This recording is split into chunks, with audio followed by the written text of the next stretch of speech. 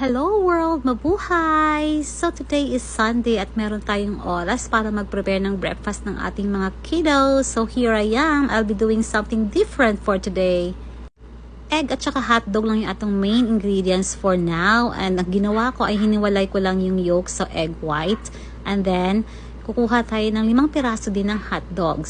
Medyo marami na nga yung hotdog na yan, pero since 5 kaming kakain ay kakasya yan. So, ang gagawin natin ay slice natin yung hotdog using chopstick sa gilid para hindi siya tuluyang ma-slice. Kasi hahatiin pa natin yan sa gitna at kailangang mabuo natin siya tulad nito. At para mapadugtong natin dyan, lalagyan natin ng toothpick sa both ends. Medyo nahirapan pa nga ako dyan eh. Dahil gusto natin ng aesthetic na breakfast ngayon, ayan, pahirapan naman natin yung ating sarili. At ayan na nga, ready to cook na. Magpapainit lang tayo ng mantika at ilalagay natin yung ating nabilog na hotdog. Saka naman natin ilalagay sa gitna yung ating yolk.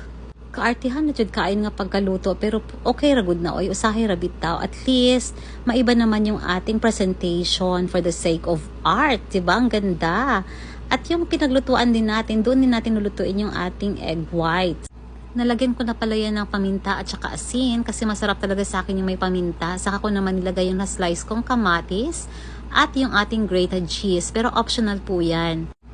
Tatansyaan na natin kung luto na, saka naman natin siya tatakpan using the other side of that egg white. And ayan na, konting luto-luto lang, patapos na.